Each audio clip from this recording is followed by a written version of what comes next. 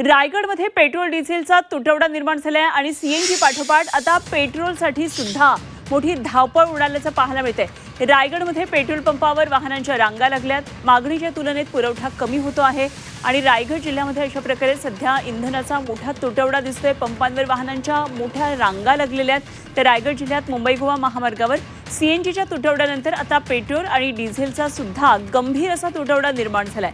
नागो ठाणे ते खेड दरम्यान महामार्गाच्या अनेक पेट्रोल पंपावर ही परिस्थिती आहे। त्यामुळे कोकणात पर्यटनासाठी निघालेल्या प्रवाशांची मोठी गैरसोय होतीये। तर उन्हाळी सुट्ट्या आहेत, त्यामुळे कोकणात जाणाऱ्या पर्यटकांची संख्याही मोठ्या प्रमाणात वाढलेली आहे आणि वाढत्या मागणीच्या तुलनेत इंधनाचा पुरेसा पुरवठा होत नाहीये। त्यामुळे ही परिस्थिती ओढवली आहे। त्यामुळे ज्या पंपावर इंधन उपलब्ध होतं त्या ठिकाणी आता वाहनांच्या लांबच्या लांब रांगा लागल्याचं हे चित्र पाहायला मिळतं।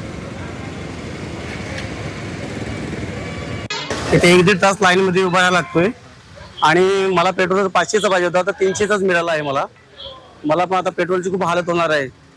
मला गरज होती पेट्रोलची भरपूर, पण आता मला कामानिमित्त जायचं होतं बाहेर, तरी मला 300चाच पेट्रोल मिळाला आहे। काही ठिकाणी जो पेट्रोल जो आहे तो 200 रुपयाचा टाकला होतो बाईक मध्ये, काही ठिकाणी 300 रुपयाचा टाकला होतो, काही ठिकाणी टाके फुल करून दिले जात आहे। पण हा भेदभाव सगळीकडेच केला जात आहे गाडीवाल्यांसाठी।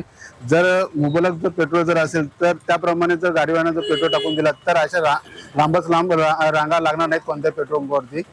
हे आमच्या नागरिकांकडून अपेक्षा आहे की सर्व पेट्रोल पंप ज्या काही पेट्रोल असेल मुबलक तो गाडीवाल्यांना किंवा प्रवाशांना जे गाडी प्रवास हे करतात त्यांना ते मुबलक गाडीमध्ये पेट्रोल भरून देणे ही विनंती आहे। ऍक्च्युअली आम्ही मुंबईवरून गोव्यावरून मुंबईकडे चाललोय, पण आता पेट्रोलचा प्रॉब्लेम झाल्यामुळे आम्ही इथे पेट्रोल भरायला आलो। इथेही प्रॉब्लेम खूप आहे पेट्रोलचा।